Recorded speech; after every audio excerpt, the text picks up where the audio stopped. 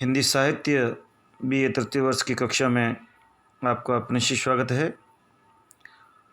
छायावाद के प्रसिद्ध कवि सूर्यकांत त्रिपाठी निराला द्वारा प्रचित जूही की कली, जो उनकी प्रारंभिक कविताओं में और चर्चित कविताओं में रही है, उस कविता का अगला काव्यांश आज हम पढ़ने जा रहे हैं, जो इस प्रकार से है।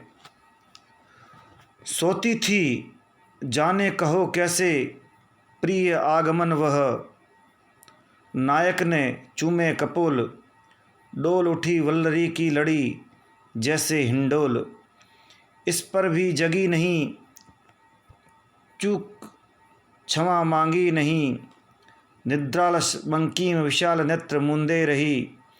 कि वह मतवाली थी यौवन की मदिरा पिए कौन कहे। इस कविता में जूही की कली को नायिका के रूप में और पवन को मलयानिल पवन को नायक के रूप में चित्रित किया गया है। और जब नायक पवन को अपनी प्रेयसी के संग प्रथम मिलन की जब याद आती है, तो वो दौड़ता हुआ उस वासंती निशा में रात्रि को ही अपनी प्रिया के पास पहुंच जाता है। उससे आगे, सोती थी जाने कहो कैसे प्रिय आगमन वह। जूही की कली उस समय सो रही थी जिस समय उसका पति या प्रेमी पवन विभिन्न अवरोधों को पार करता हुआ, कष्टों को सहन करता हुआ अंततः अपनी प्रेयसी के समक्ष उपस्थित हो जाता है। और जिस समय पवन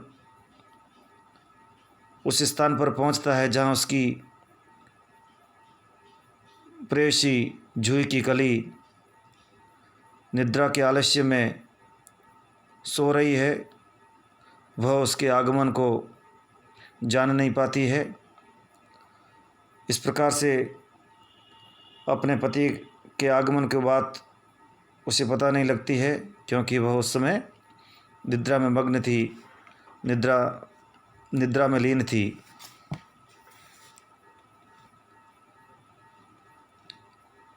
इस पर आगे क्या है, नायक ने चूमे कपोल, कपोल यानी गाल, डोल उठी वल्लरी की लड़ी जैसे हिंडोल।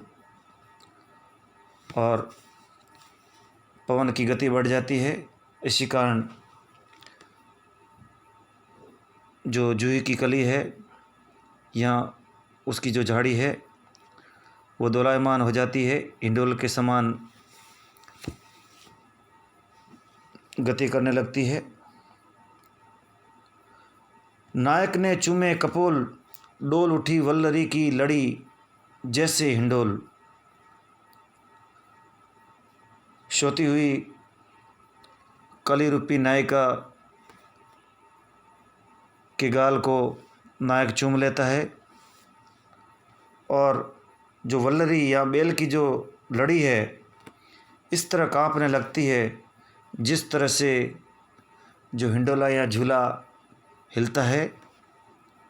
और इतना होने पर भी इस पर भी जगी नहीं चूक क्षमा मांगी नहीं।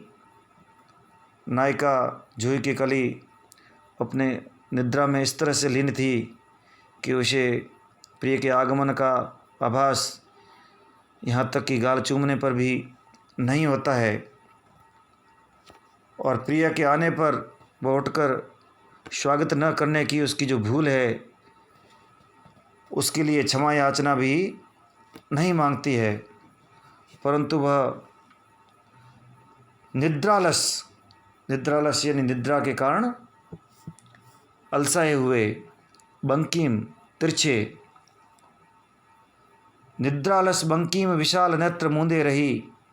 और इतना होने पर भी वह नायक के आगमन को न तो सूचित कर पाती है, न उस पर उसके आगमन को जान पाती है, और न ही उस नायक के स्वागत न करने के लिए क्षमा याचना मांगती है, अपितु वह निद्रा के आलस्य में अपने तिरछे और विशाल नेत्रों के साथ आंखें मूंद कर पहले की भांति सोई हुई रहती है। कीवा मतवाली थी यौवन की मदिरा पिए कौन कहे। कीवा का अर्थ होता है अथवा या मदिरा यानी शराब। निद्रालस बंकीम विशाल नेत्र मूंदे रही, कीवा मतवाली थी यौवन की मदिरा पिए कौन कहे।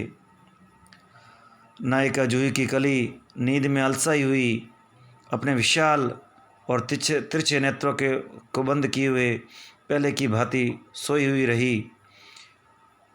जो जूही की कली जो नायिका है, यहाँ तो नींद में बेशुद्ध थी, और यहाँ फिर यौवन रूपी मदिरा के पान के कारण, यहाँ फिर अपने यौवन रूपी जो मदिरा है या यौवन का जो नशा है उसमें मस्त होकर, मतवाली होकर सो रही थी।